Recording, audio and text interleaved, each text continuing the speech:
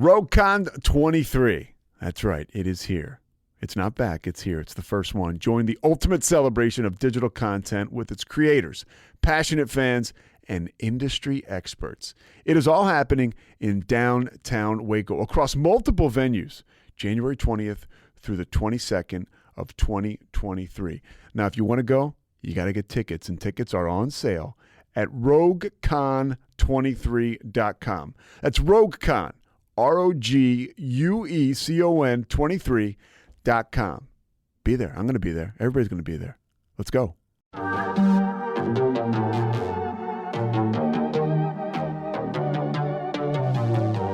Hey y'all, I'm April. And I'm Caroline.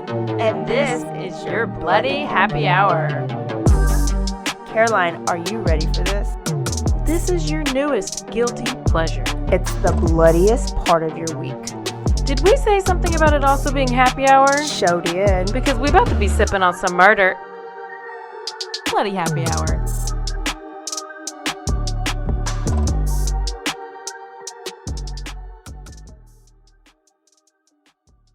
Hey y'all, this is April. And this is Caroline. What show is this? Bloody happy hour. Your favorite true crime Podcast.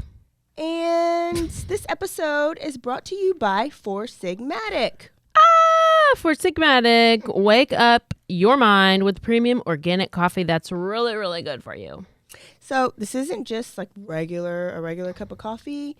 It is the best-selling coffee. It enhances focus, boosts your mood, and supports your immune system. Oh, wow. Four Sigmatic coffee is mixed with functional mushrooms like lion's mane and chaga. And these superfoods are some of the most studied wellness-supporting supplements on the planet, now easily mixed into your daily favorites. Guaranteed deliciousness and loved by thousands.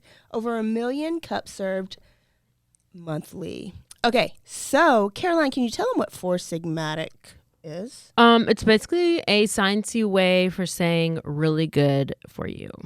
And what I found out is during World War II, that is so hard for me to say. I know. It is easier to say war. World War II. Yeah. Okay, that's what I'm going to say then. Okay. There was a coffee shortage. Oh, I know. You knew that. I did know. You listened in history? Yes. But not geography? Yes. So instead of just brewing like all coffee, they would add things to it like mushrooms. Oh. And what they found out is that mix, that concoction, did them way better than any basic coffee. So they started a trend. Okay. I'm liking this. They had things like focus benefits, clarity benefits, energy, and de-stressing. Can't go wrong. Basically Adderall. Basically Adderall. So if you're not a coffee drinker, that's okay because Caroline's not. I'm not, but I will totally try this because I need some clarity. There's a few things I need, but I need some clarity for sure. And, the mental focus. Yeah. Focus.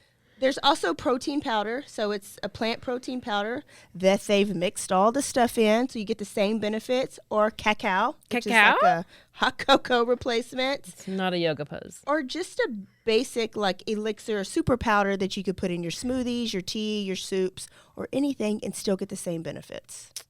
Sounds pretty amazing to me. Yeah, we have a bunch here that we're going to try and tell you how much we love them. We'll tell you our benefits. And if you want to try them, where can they go, Caroline? You can go to go.foursigmatic.com/happy hour. Yes, happy hour is our code. If you use happy hour, you get how much off? 30%. 30% off. Not 20, 30. Yes. 30% off. 30%. 30. And order now. Let us know what you think. Bye. But not bye. Just joking. Time for the story. Excuse me. Can we take a little moment to talk about what we're drinking? Oh. Maybe anything did you have a good holiday? What day is it? What's happening? It is Thirsty Thursday. It is Thirsty Thursday. I don't know. I'm just drinking. So I got Truly, and I had a beer, and I had a Are your holiday leftovers? Holiday leftovers. Well, I'm drinking. I was given some red wine. Wow, must be fancy, huh? It is not a fancy kind. That's why it's not sitting on the table. But it's doing the trick. Are you ready for Sierah Joughin? Sure. I don't know that name. Well, let me tell you about She her. be jogging? She be jogging. So Sierra was born in Ohio on February 11th, 1996. To her dad, Tom, and mom, Sheila. She's the oldest of 5. She graduated from Evergreen High School in 2014 and blah, blah, blah. Went to the University of Toledo Junior College of Business. So, always ready to get to the story. Yeah. So, 2014, she graduates. So, it's 2016. She's 20 years old, and she's going into her junior year. And her boyfriend, Josh, lived just a few miles down the road, and they had been dating for like 7 years. Okay. So, they're basically in love. Then we get to July 19th, 2016. Okay, so this is like, it's Fulton County, Ohio, which is close to, not far from Toledo. We're just Fulton County, Ohio, because it's in a bunch of little small towns that it happens, but it's all this Fulton County area. Yeah. So Josh and Sierra, boyfriend Sierra, are hanging out, and they decide to go for like a ride out in the country. Well, they go and they're riding side by side. So Sarah's on her purple bike, and Josh is on his motorcycle. And he's just kind of going kind of slow, obviously, to stay up with, or for her to stay up with him.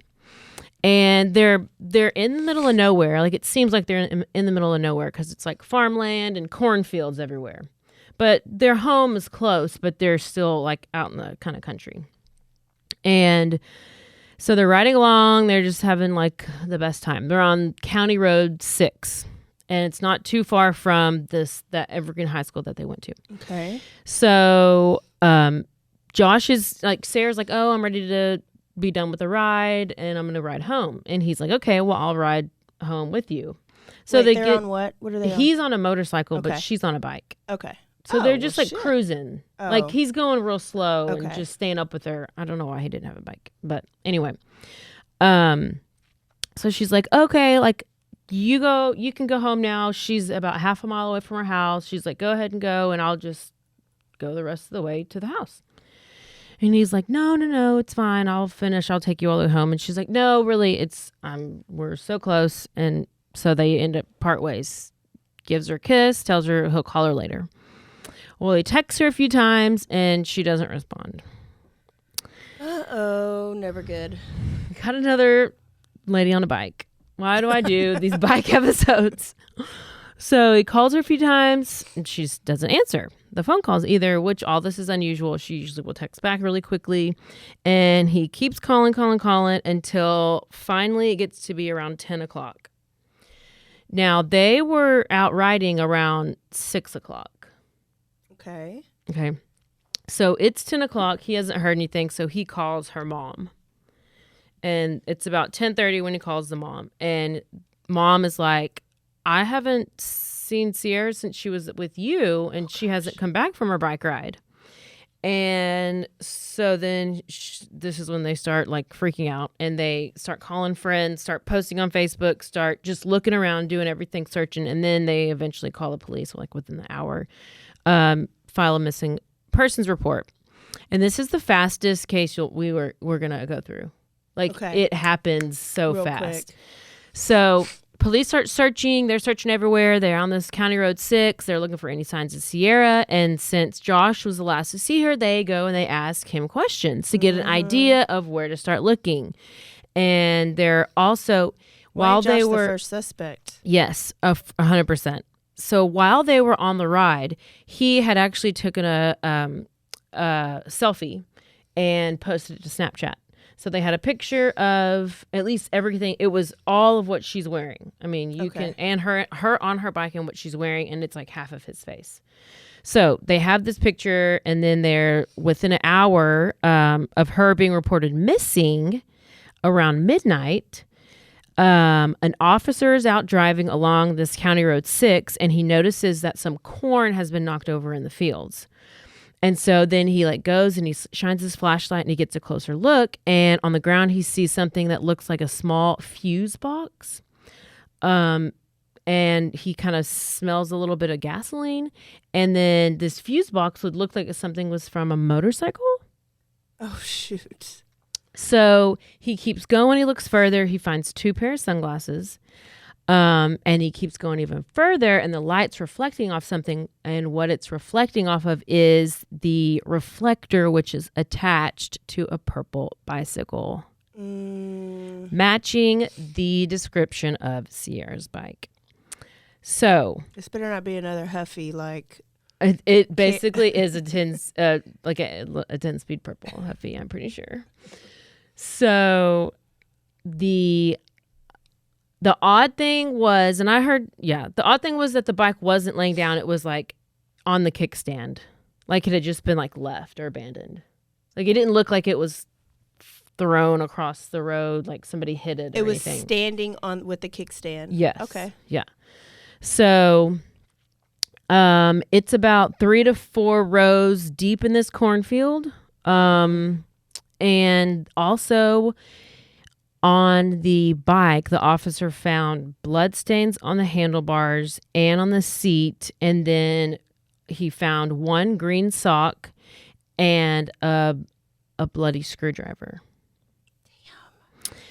And she was wearing green socks. So it was one of her green socks. So then they see tracks that looked like they were from a motorcycle, and it looked like someone had tried to almost hide her bike in the field, like they parked it back, like they backed it in and parked it. You're giving us all the hints. Tracks that look like a motorcycle. I'm just telling you the facts. All facts, no printer. So then there was a little bit of blood on the corn stalks, they said, but it wasn't like an huge amount of blood that looked like somebody had been killed there. Okay. It was just some. Yes. So maybe the body had been drugged by there. Yeah, that happens too. So not but it did look like there had been a struggle, but somebody wasn't murdered there. So this is whenever they were like, okay, we have an abduction or kidnapping. Those items are all sent to the lab, getting processed. They block the road off. They have a helicopter with infrared searching. All these, state police, county police get involved, and the FBI gets involved. And the FBI gets involved apparently because they were so close to the state line. Okay. That I don't know if it's mandatory to do that, to call in. I don't know how that works, but that's why the FBI got involved so quickly, I believe. And so this is still like that next day. Okay, so it was reported that Sierra's phone pinged near the Michigan border, which requires law enforcement to reach out across state lines. Okay, that's exactly what it was. So it's been about 12 hours that she's been reported missing. And a farmer who owns that cornfield where her bike was found and everything, he goes to police because he thinks he might have a key piece of evidence. It's a black motorcycle helmet. So this farmer is him and his son are driving along the road. They see this helmet on the side of the road. The son gets out, picks it up, just tosses it in the back of the truck, and they go off. And they're they didn't think about it. It wasn't a big deal to them. It was just whatever. But then later they hear of her disappearance. That's when they take it to the police. I like it. Because they drove on that road. It was after 7, but they, I guess, hadn't heard of anything. So they didn't even, think to check. And it's okay, so on this helmet, they find blood and what looks like fingerprints. So there's blood stains and fingerprints. And police are assuming that it has been used as a weapon. It's what they maybe knocked her out with it. So, yeah. I was listening to a podcast and they were like, well, why did they not think of anything that when they found blood on this helmet? Like, why would they not know something then? But I was like, maybe they just threw it in without looking, or it was dark. Oh, yeah. But at this point, it obviously is like, okay, this accident happened by somebody who was on a motorcycle or driving a motorcycle. And red flag, boyfriend has a motorcycle. Are they not there yet? Because that's where we are now. And it's who has the motorcycle that's very close to Sierah? Boyfriend. That is boyfriend Josh. And Josh is adamant he had nothing to do with it. He had nothing to do with what happened to her. He lets police search his home, search the motorcycle. There's no signs of damage, no signs of blood, no hair. But when they look in his truck, they find a pair of coveralls with blood stains all over them. Josh, you didn't clean up after yourself very well. So they ask Josh. Josh says it's deer blood from hunting, and police confirm that the blood is animal blood, and Josh is cleared. Josh, really? What? So it's starting to get juicy.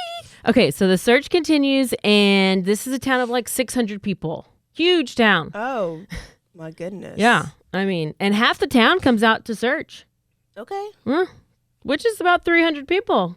If, you do math like me, and So 36 hours have passed. They're searching this cornfield? Yeah. Or yeah. just everywhere? Everywhere. Yeah. So it's like 36 hours passes. DNA comes back from the sunglasses, and Sierra's DNA is on one pair, and then unknown male DNA is on the other pair. So then the police are searching within the county. I think they just searched within the town, and then they had to spread it and do it within the county. And what they do is they search for previous felons or sex offenders. And so they compile a list of anybody in the county so they can start narrowing their zero suspect list down. Well, they have nobody even who they would.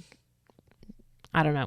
I don't know how they didn't just think of this guy right to begin with, but let me tell you who he is. They narrow down. It's really not the boyfriend?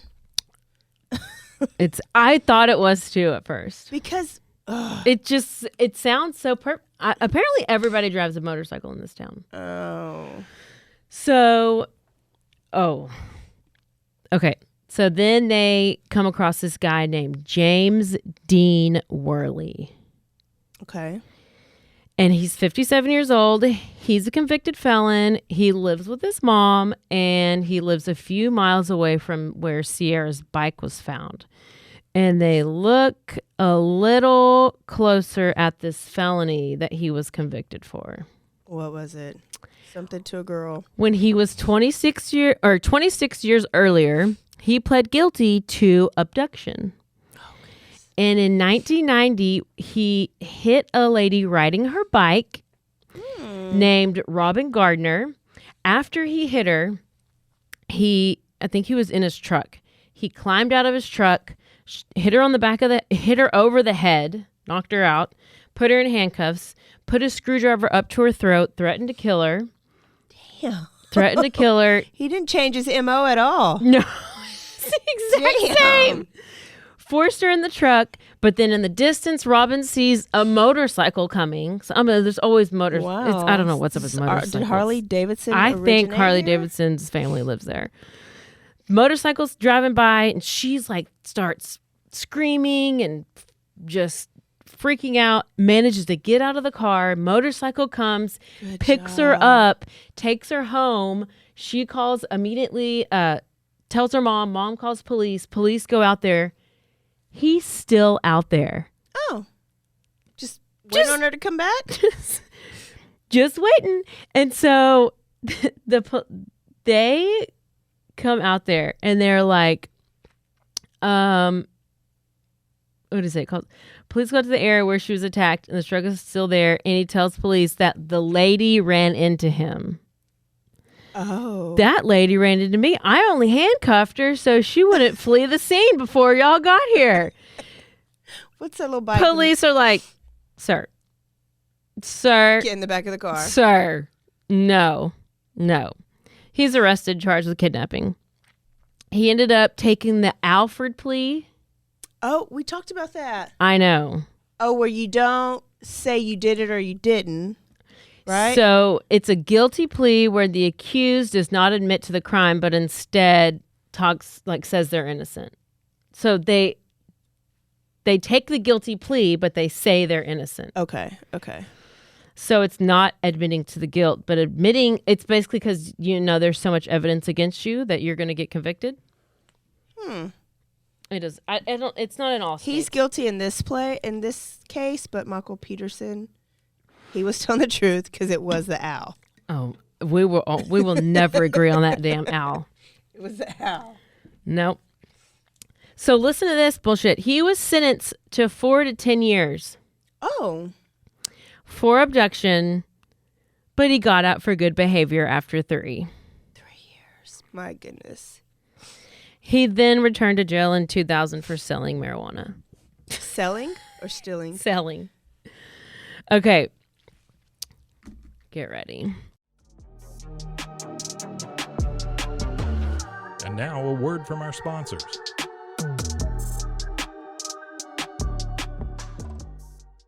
RogueCon 23. That's right. It is here. It's not back. It's here. It's the first one. Join the ultimate celebration of digital content with its creators, passionate fans, and industry experts. It is all happening in downtown Waco across multiple venues, January 20th through the 22nd of 2023. Now, if you want to go, you got to get tickets, and tickets are on sale at RogueCon23.com. That's RogueCon, RogueCon 23.com. Be there. I'm going to be there. Everybody's going to be there. Let's go.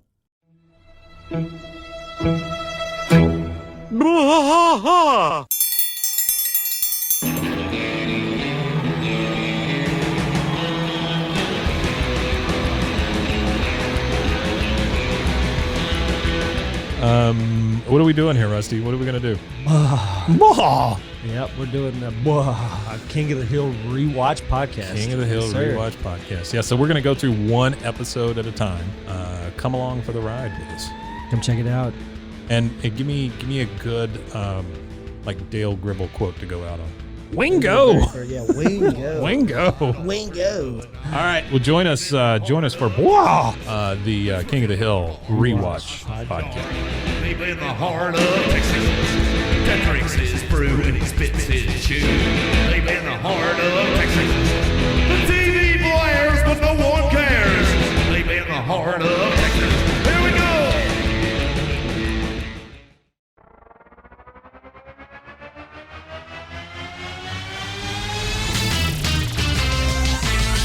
Frozen, heroes. Gonna tell you about Frozen heroes. Gonna tell you about. Hey, I'm Zach. And I'm Mike. And we have a fantastic new podcast to tell you about.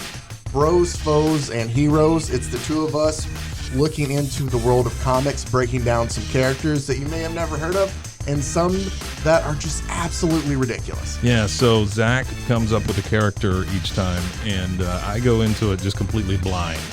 I don't know who this person is or what their abilities are or anything, and basically I guess we kind of go over their origin story and just some of the ridiculous stuff that maybe, especially Golden Age stuff. Oh, Golden Age stuff is always the best, and we will make sure to highlight all of the shenanigans and just absolute weirdness of everything. Yeah, that's right. So subscribe today and follow us on Instagram at Bros, Foes, Heroes. And if you don't, I know where you live. Not really, but please subscribe. Frozen heroes. Gonna tell you about Frozen heroes. Gonna tell you about.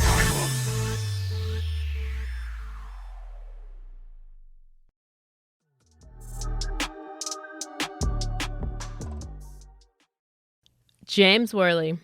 Squirrely Worley. That's a good name. Squirrely Worley. Lives on a farm less than 2 miles away from where Sierra went missing with his 96-year-old mother Sus. and mentally ill brother. Oh, nobody's watching him at all. brother and so they are surviving off his mom's social security check And probably brother's disability and check. probably brother's disability check and a small motor repair shop.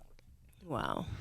This farm consisted of the main house, the shop or garage area where he did his motor repair stuff, a side barn, side building, which is basically like a tiny barn, a well, and a trailer where the brother lived. He's basically Ed Gein. It's disgusting. Just wait.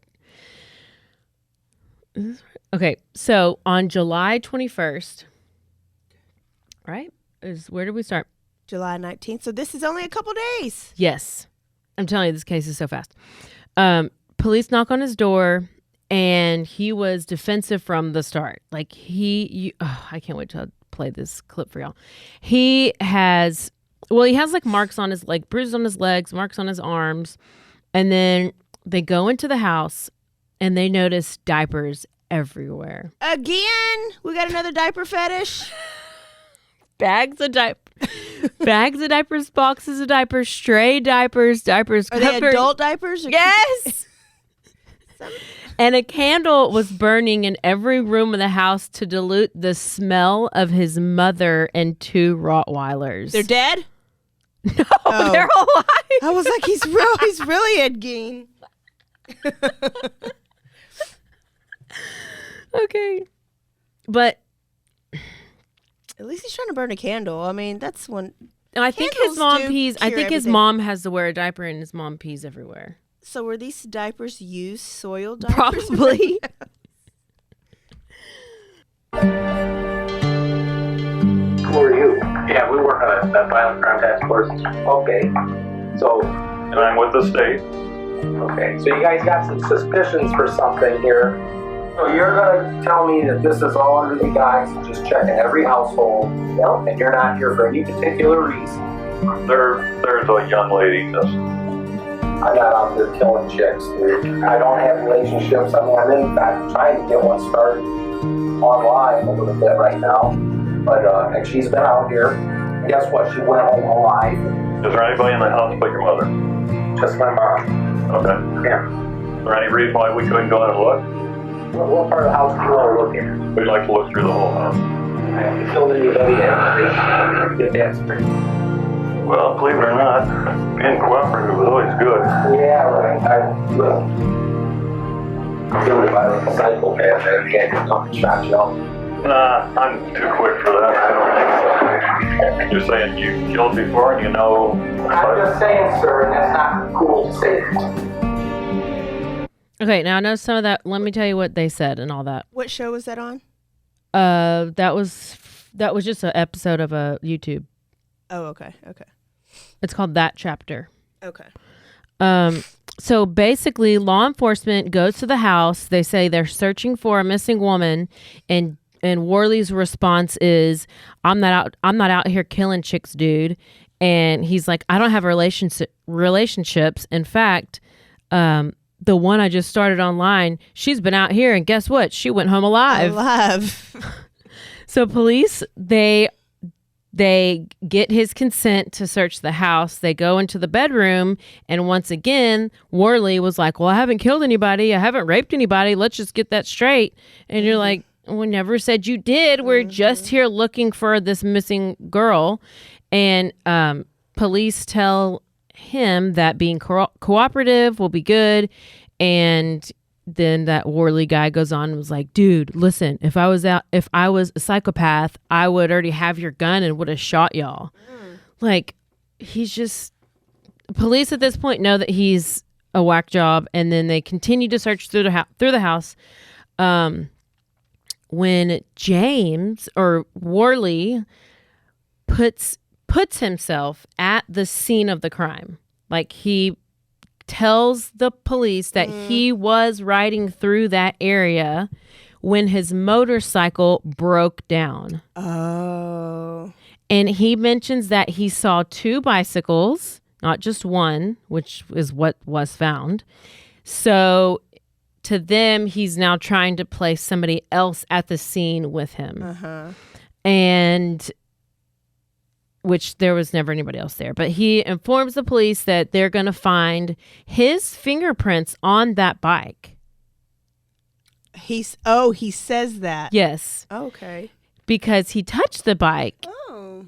And he just keeps blabbing, like going. Talking too much. He Diarrhea can't. at the mouth. Yes.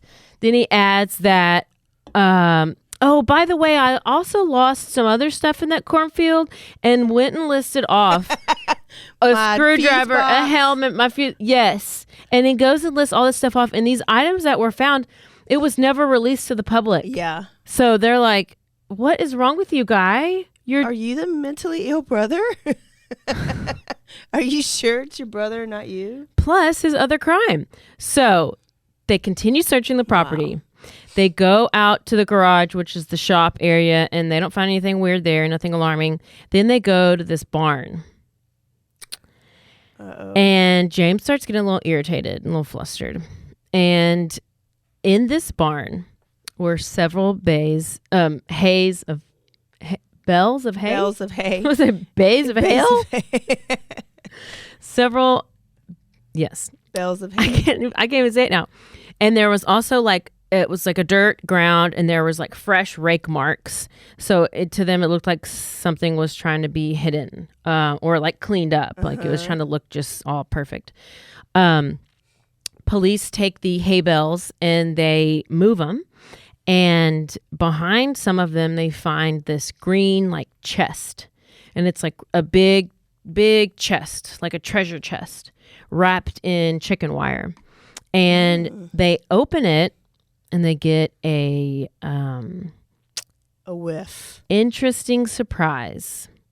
They find rubber gloves, a mask, a rope, diapers, bondage equipment, sex toys, zip ties, and 37 individually packaged and labeled bags of women's clothing. Oh my God. In these labeled bags were lace bras, lace panties, bikinis, white romper, leggings, black lace dress, a white beach dress, thongs, a red skirt, thigh-high socks, a pink lace teddy, a black lace teddy, slashed leggings, boob tubes, and a go baby.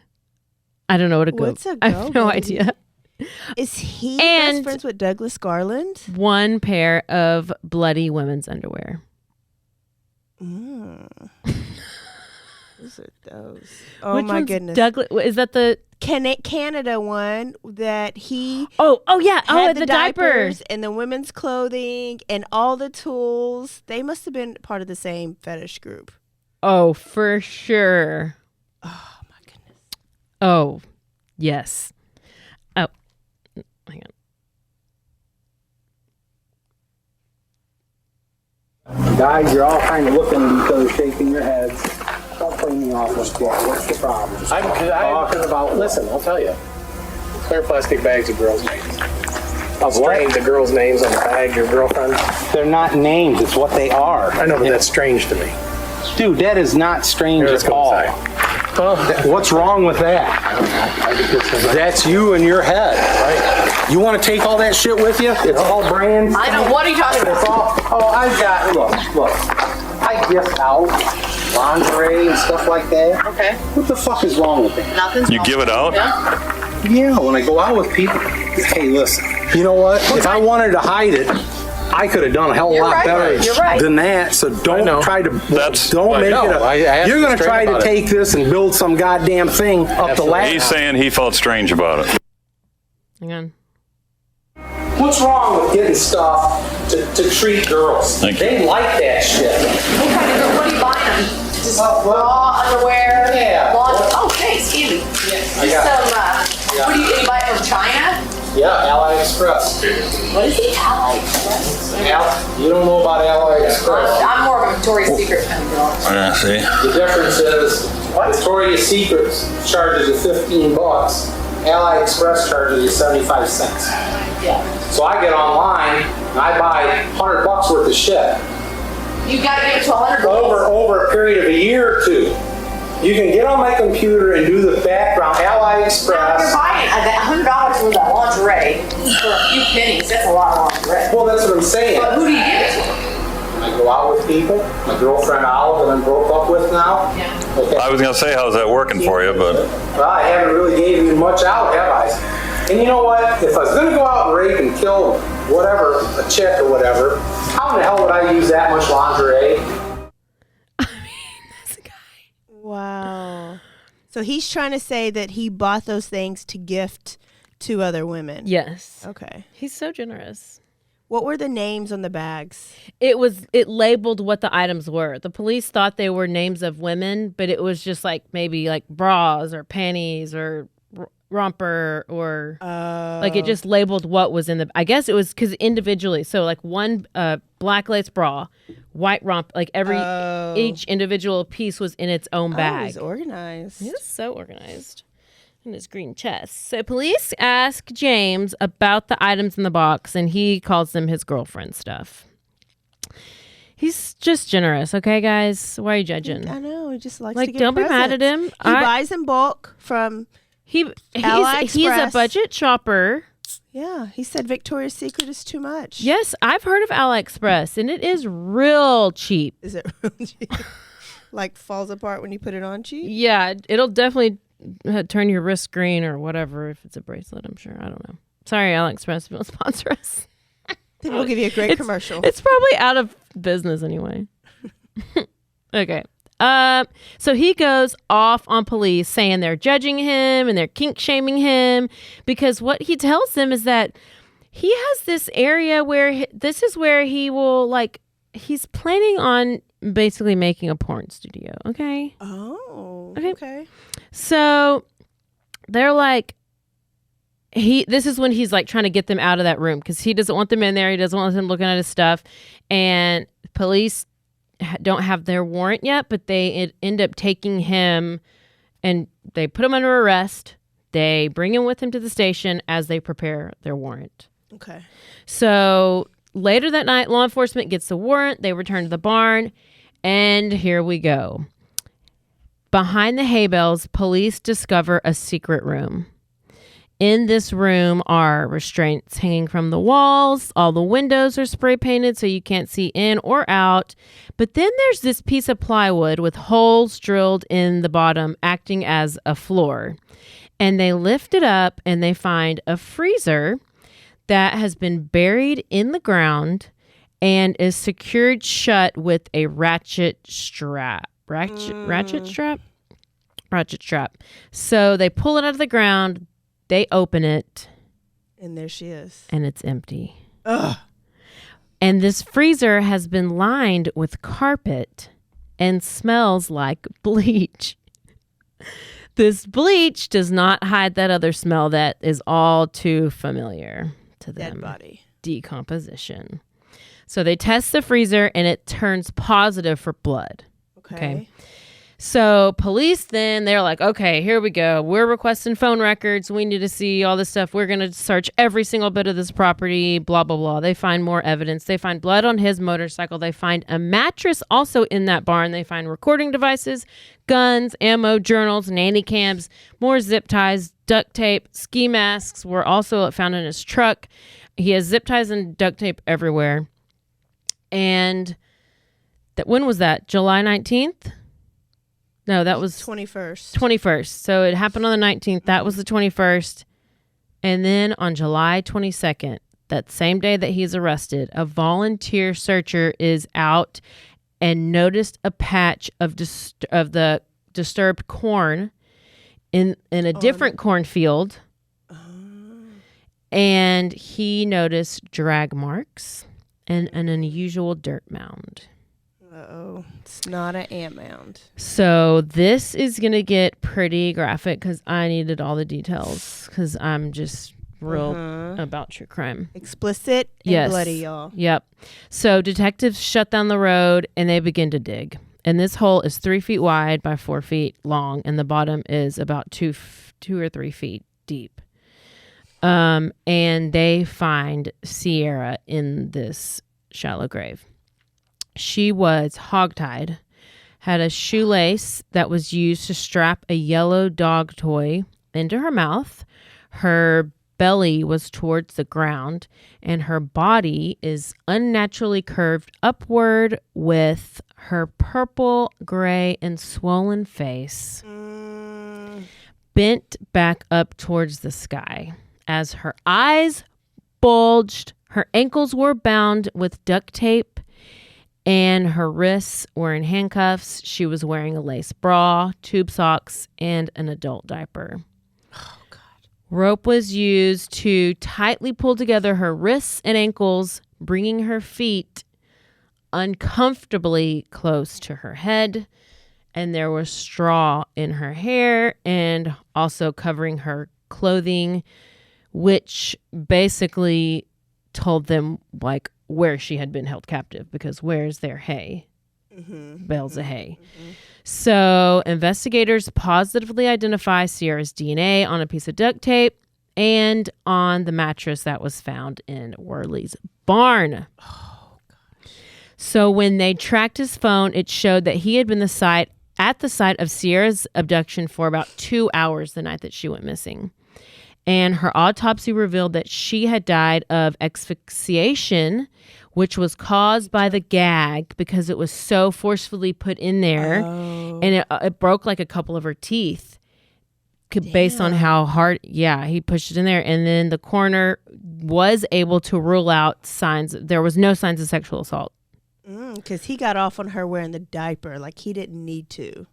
That and the torture. Yes, but I think that also we find out in a sec. I think that I don't think he planned on her dying. That like, I think he wanted to keep her alive a little bit longer to like play with her. But I think maybe he didn't know how hard he pushed that, or how much she was going to suffocate. I don't know. So he did take her to the barn. Because, yeah. So the coroner was able to find out no signs of sexual assault, and so August 16th. That was July 22nd. Now we're to August 16th. Prosecutors indicted Worley on 19 counts of aggravated murder, kidnapping. Well, these counts included aggravated murder, kidnapping, felonious assault, abduction, tampering with evidence, abuse of a course, and of course he pleads not guilty. So this is what we find out at the trial that is the true story of what happened. Oh, how? Okay. So Worley spent all day watching porn until he went for a ride on his motorcycle. He passed Sierra on her bike and drove into the cornfield waiting to ambush her. So as she's riding by, he had been planning this for a while because he had with him all his tools. Yes. Like he had the women's clothing, and he had just been I think he had the handcuffs. So he traveled with rope, duct tape, handcuffs, just in case he happened to get himself in the situation. So they say that he jumped out of this cornfield. As she rode by, he hit her over the head with his motorcycle helmet, most likely knocked her unconscious. She fell off her bike. He dragged her off the road into the corn, where he restrained and gagged her. He sped home to get his truck, then came back with his truck, put her in the truck, brought her to his house, brought her into the barn, dressed her in these outfits, physically assaulted her while edging himself. What does that mean? That means you masturbate and you stop right before you come. Oh. Do you want me to say that one more time? Yeah. Repeat, please. It's called edging? It's like... Just to make it last? Yes. Yes. Did BTK do that? He masturbated, but it wasn't edging. Edging, new term. Yeah, for you. I don't know. You must not watch a lot of porn. So, building up the... What did Ted Bundy teach us about porn? It's all good. Okay, so it builds up anticipation in order to receive this gratification that you want, that you get from her suffering. So he would just like almost and then stop and then do it again, and it was just over and over. Oh, he's disgusting, this guy.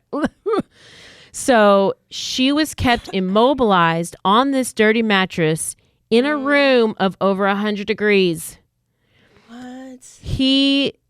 She was completely in the wrong place at the wrong time. He had no idea who she was. Nothing. Just saw Fucking somebody. Boyfriend. What boyfriend leaves you by a corn stalk? I don't know. Period. I don't know. I don't care how close you were. If you're by a corn stalk, it's always a cornfield. If you not watched Children of the Corn, Malachi could have came right out of there and got us, and Isaac could have came right out of there and got her ass. I've actually not ever seen it, but I just figured a bunch of little crazy. Oh, it's little crazy children coming out from the corn. But that would be like if you're out in the country, like over here, anywhere with those big, huge corn stalks. I wouldn't even pull over and pee on the side of the road by a corn stalk. Oh, you ain't from West. So it's over 100 degrees in this building. This is when he put her in the diaper, hog-tied her, and gagged her, and then put her in that freezer while he went to tend to his mother. Oh, change her diapers. And so as he did that, her air supply was slowly cut off and she slowly suffocated to death. Oh, God. Can you even? I can't. This is horrific. So here's the only silver lining is... How old was she again? 20. Oh, gosh. But she looks so young. Yeah. So... she reminded me a lot of one of my sisters. Okay, so this was horrible, horrific, horrible. The only thing that was good about her dying like so fast is like that she didn't have to go through all that and maybe go through like being sexually assaulted. I mean, it's just this guy's disgusting. So whenever he came back and he discovered that she was dead, he drove her body and dropped her off in a different cornfield and buried her in the shallow grave. So on March 28th, 2018, Worley is found guilty of 17 to 19 counts. He is being tried also for the death penalty. Good. So now they have to go through a sentencing phase. So on so jury sentencing guidelines in Ohio require the jury to decide if the outweighing mitigating factors warrant a life sentence or if the outweighing aggravated factors warrant a death sentence. And I think mitigating factors is like has to do with your mental health. Mm-hmm. And then aggravated is like if it's purposefully or like extra, not like extra bad, but extra violent. Yes, extra violent.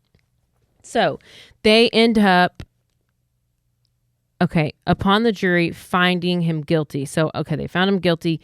And his defense during the sentencing phase, they argued that he was a damaged man and that his sexual sadism disorder. That's a disorder? Yeah, it's the condition of experiencing sexual arousal in response to the extreme pain, suffering, or humiliation of others. I mean, I know it's a thing. Yeah, no, it's from... I don't think it's an excuse. Oh, that's not his only excuse. His other excuse is sexual paraphilia disorder. Paraphilia. What is that? Well, it is whenever you have intense sexual arousal to atypical objects, situations, fantasies, behaviors, or individuals. Diapers. Yeah. And so these things were mitigating factors because they're like your mental stuff. So they also presented that this is his defense team that his sexual and incestuous relationship with his 96-year-old mother. I'm gonna get a little Chris Chan over here. This was evidence of this disorder. And they said that Worley couldn't help himself from kidnapping and murdering Sierah because his sexual arousal to the extreme pain, suffering, and humiliation of others, it had all this control over him. He had no choice. And his mom was too old. He couldn't do his mom anymore at her diapers, so he had to get somebody else with a diaper. Prior to them doing this final sentencing, Worley decided to make a final statement. Come on. What'd he say? Because he can't stop talking. Yeah. So he's still talking, and he rambles on, and they said it was, quote, rambling and disjointed for 45 minutes. Oh. Filibustering? Filibustering. He stated that he believes someone else did the kidnapping and someone else murdered Sierra, and they left evidence in order to frame him. And then this is whenever he started describing Sierra as a beautiful girl. Half the people in the gallery just walked out. Like the two rows of the family, they just got up and walked out. This guy is such an asshole. April 16th, he's sentenced to death, and the judge upheld the standing by saying, if I thought there was a snowball's chance in hell you were innocent, you'd be looking at life. So she was put in that chest? No. So what was the decomp? So does he have other victims? What? You said that was the freezer. That was the freezer. In the freezer. Was she put in the freezer? I didn't hear that part if you said he did. She was. That's where she died. That's where she died. Okay. That's where she died because she was gagged with that thing. Okay. So his execution. He was sentenced 11 years for kidnapping, 8 years for felonious assault, 11 months for possessing tools, criminal tools, and all kinds of stuff. So his execution date was originally set for June 3rd, 2019, but it was delayed multiple times due to appeals. In July 2020, his attorneys tried to overturn the conviction and grant him a new trial, saying that there was all these aspects and there's charges of there's like his mental illness, he had incompetent counsel, all this stuff. The jury did this, blah, blah, blah, blah, blah. Something was tainted, just bullshit. I think it's crazy. Like, there's so many cases out there that you can try to grant an appeal and get off the death penalty. But, like, this is not one. Like, why would any lawyer, like, waste time or want their name attached to... I have no idea. ...to him? I don't know. I guess you have to take an oath. I don't know. So, execution date. Appeal was denied. All the stuff's denied. And then they finally have set an execution date for May 20th, 2025. It couldn't be sooner. I don't know. Put it sooner. Well, okay. Then this family, the Joughin family, they have created an organization called Justice for Sierra in order to ensure that no child ever has to meet the same fate that she did. And they made a self-defense program called Sierra Strong that this provides children with free training as a part of the school's curriculum. And then they have passed Sierra's Law, which establishes a database that is violent offenders, because you can type in sex offenders and you get a certain list, but you can't really type in violent offenders and get a list. True. Okay. So they did that, and that's in Ohio. And the family was, they won $3.6 million in a civil suit. Against who? Him? The family won $3.6 million in a civil suit and the property where their daughter was tortured and murdered. I don't know how that works. And they were awarded that property? Yes. Oh. Because they wanted to have it torn down. Yeah.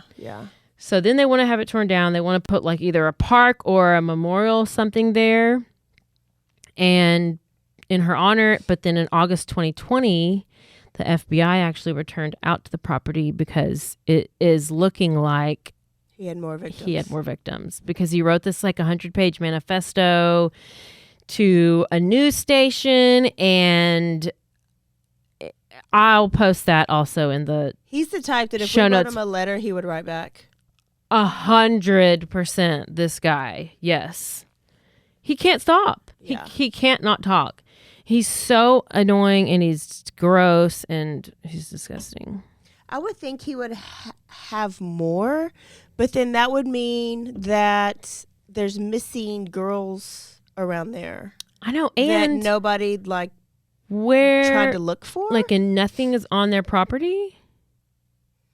It sounds like it's a humongous property and a damn cornfield. You know what? Actually, on one of the shows or podcasts I listened to, they did say that they found a human tongue in their yard. In the people's yard? In Yep. Worley's yard? Mm-hmm. So that's a little suspicious. That is a crazy story. That is a crazy story. I can't believe he had all that stuff. So Douglas Garland was also taking care of his elderly parents, and that's why he had a bunch of diapers too. Like, he was their only main caretaker. We had to take care, like, change their diapers. And then he had a barn. Remember, he had like all these acres and all these tools. He watched porn all the time. Like, it's so crazy. And he put diapers on all 3 of those victims before he killed them. I cannot imagine changing a grown person's diaper. Yeah. That's what they have nurses for. I know. And you know what? I'm glad I'm not the favorite kid of any of my parents, so then I don't have to change your diapers. Listen, I only know that of all my parents, Dee Dee listens, so Dee Dee, I'll change your diaper. That's it. Wow. Are you changing your mom's diaper? Or I'll hire somebody to. Yeah. No. Yeah. You need to change it. I probably will. Okay. I probably will. Well, I'm just going to be in my soiled diaper because I don't have anybody to come change it. Your house is going to be, you have to buy like candles in every room like he did. Smell like pee. I'm going to be living like Daryl, what is his name? I'm thinking of Daryl Brooks. No, you're thinking Daryl Worley, a singer. Oh, I definitely don't know who that is. Right? Daryl Worley. Wow. Sorry, Daryl. Sorry, That was Daryl. good. That was good. That was good. And quick. Oh, good. Yay. Okay, y'all. If you like this episode, send it to a couple friends. If it reminded you of a weird uncle that you have, definitely turn them in. I have a cool uncle. A weird uncle. Oh, look how pretty she was. She was so pretty. Is this him? Yes. Oh, and he's gross. He's so gross. And evil. If you believe in good, you have to believe in evil. And that's just evil. She's so pretty. That's the picture. Post those pictures. Okay, y'all. Don't forget to go on and rate us, review us, and subscribe to us in this episode to a couple of friends. I've been getting some podcast ideas from people. If you have any more, send us an email. Sometimes it's hard to get inspired of like what to talk about next. True. So that always helps. Is there anything else they need to do? Follow us on Facebook, Instagram, and send us your design ideas for Dirty Chad shirts. Yes. Okay, y'all. Don't forget to stay aware, stay alive, and always be DTF. Bye, y'all. Bye.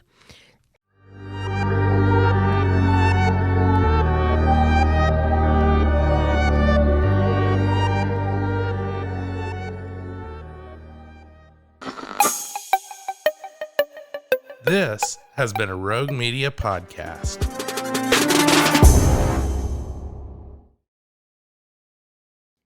Join the ultimate celebration of digital content with its creators, passionate fans, and industry experts. It's all happening in downtown Waco across multiple venues on January 20th through the 22nd, 2023.